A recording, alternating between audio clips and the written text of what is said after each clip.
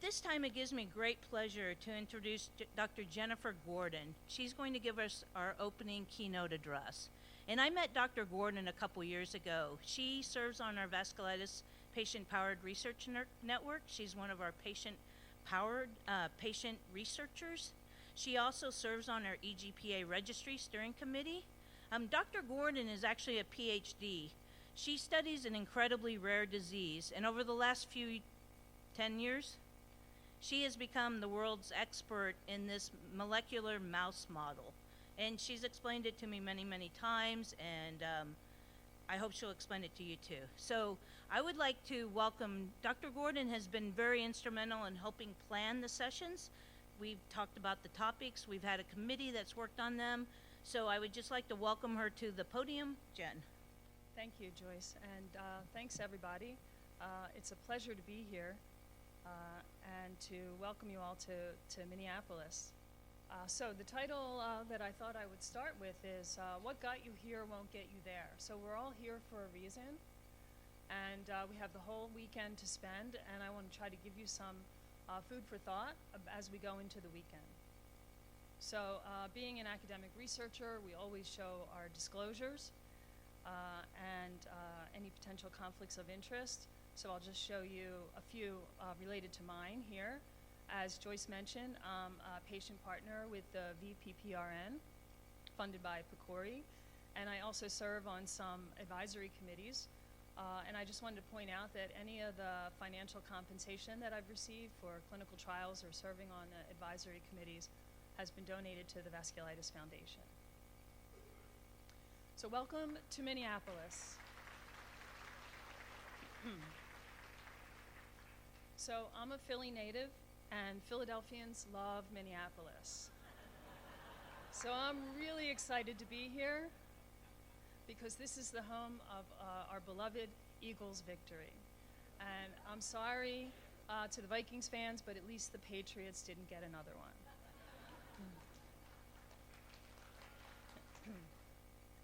So why are we all here? We're all here because of vasculitis. And this is one way of looking at vasculitis. I'm fighting a cold. Some people think they have a cold. When you have vasculitis, it feels like your body has waged war upon itself. But I have another way that I like to think about it. It's a little more science nerd, and I'll give you a second to read.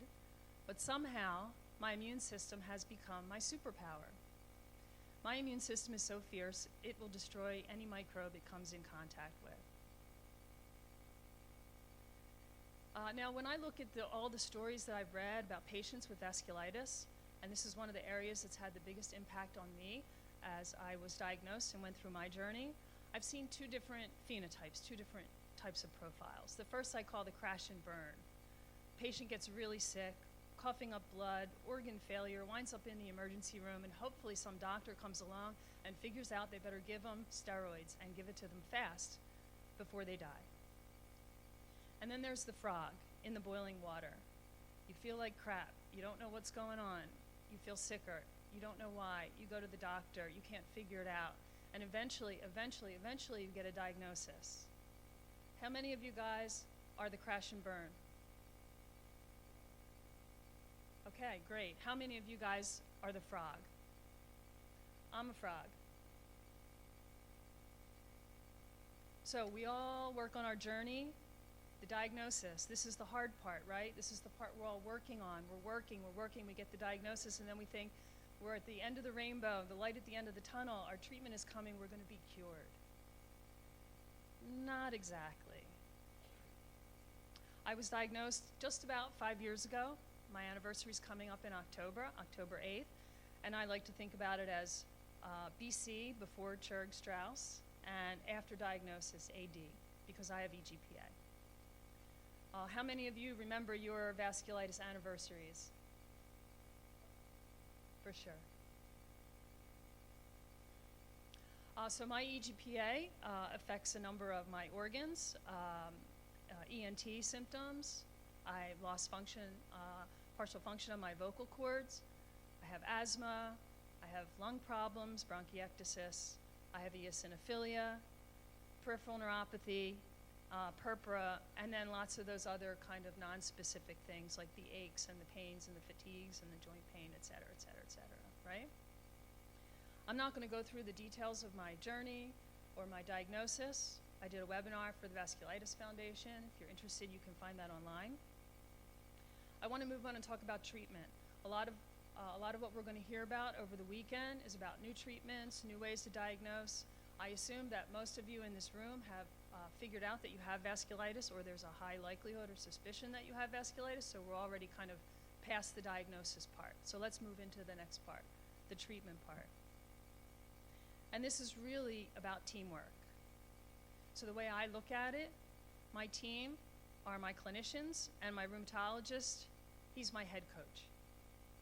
And then I've got lots of other special teams leaders. And then there's me. And I'm the one who gets in the ring, and I'm the one who's got to execute the strategy and take the hits and get up and get back in and do it all again. So my job in the treatment plan is to commit to the plan. And the plan is very simple, one word, remission. Prevent further damage. We're all looking for that. And then how do we stay there, right? Until we have a cure, that's the best that we're going to get. So I need to commit to that plan. I need to execute that plan.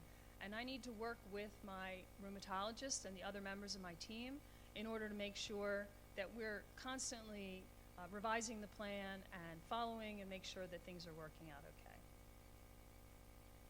Now in my case, one thing I didn't know, and I put this in the category of things they don't tell you, is that this could take a while. Not for everybody, but in my case it did.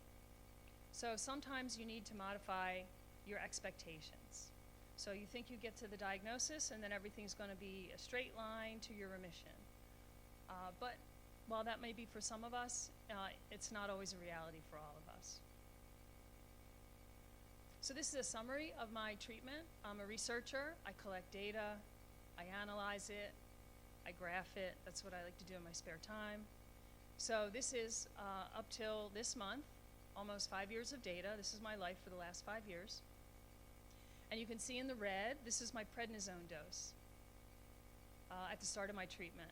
And in the black, this is my clinical symptoms using the BVAS score. And I'm sure all of our clinicians know all about the BVAS score, and some of our patients hopefully do as well.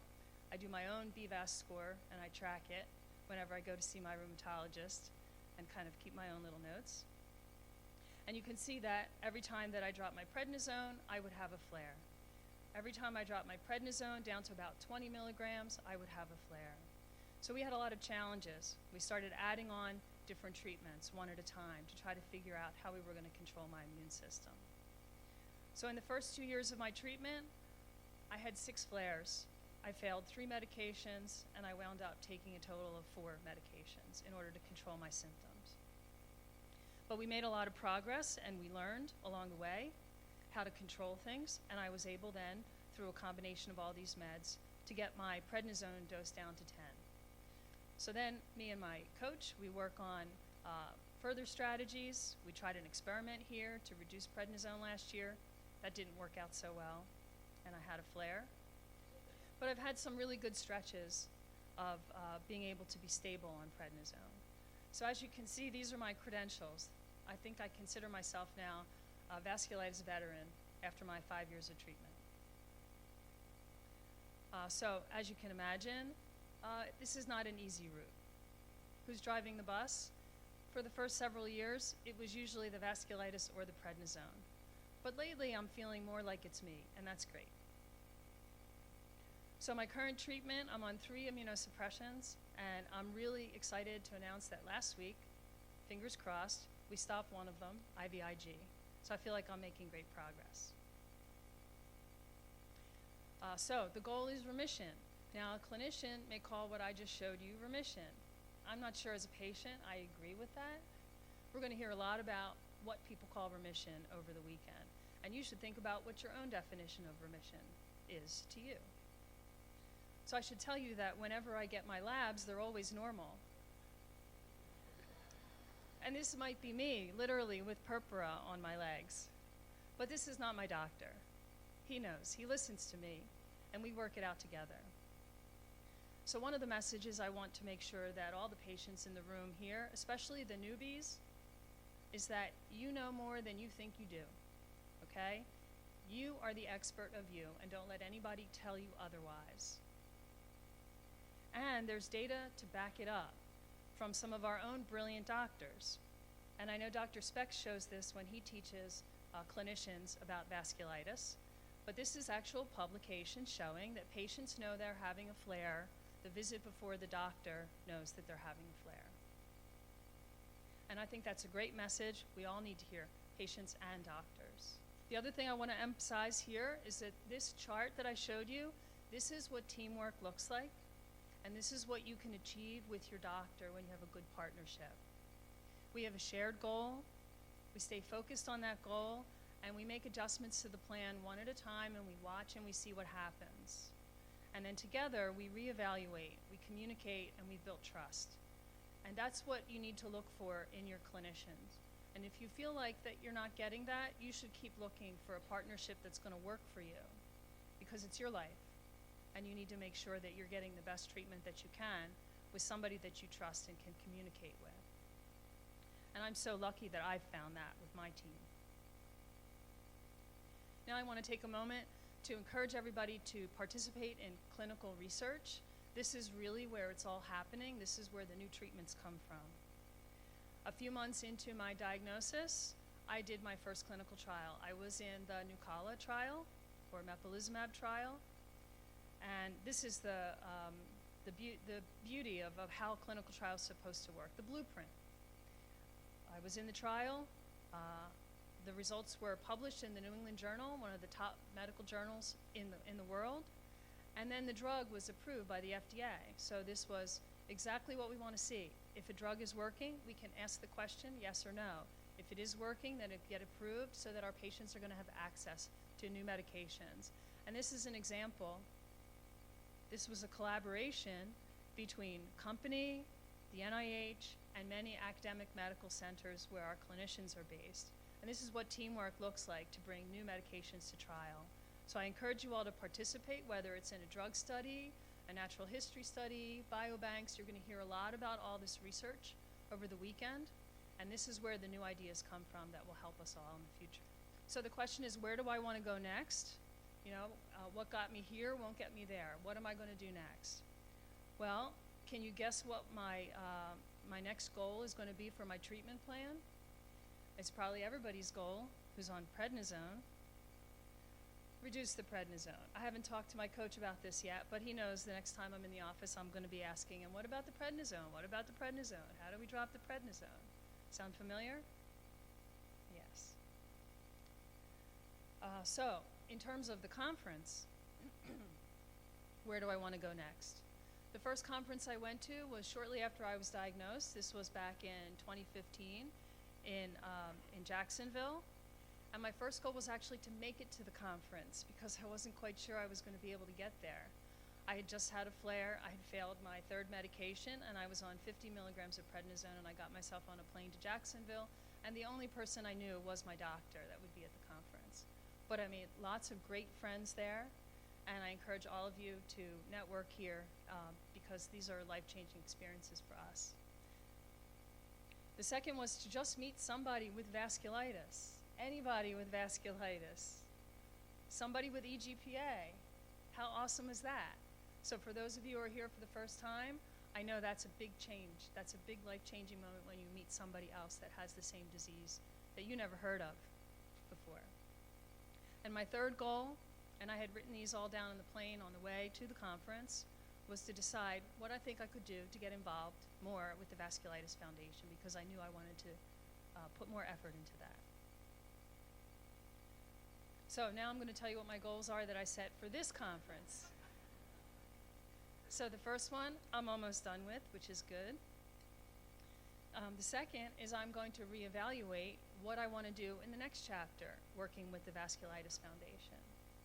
So that's what I'm going to be brainstorming about over the weekend. Anybody has any ideas, please, I'd love to talk about it.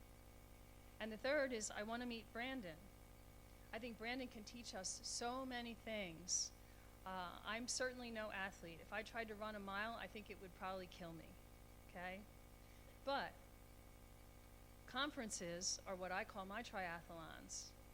So when I go to a meeting for work or come to the VF, I look at it at 3 legs of the trip. The first is to get to the meeting. Now, I did these slides before I got on the plane to come here to Minneapolis, and I had no idea, but I should tell you, I left home at around 11:30 yesterday morning. I spent 9 hours in the Philly airport, and all my flights were canceled. I had to go to another airport.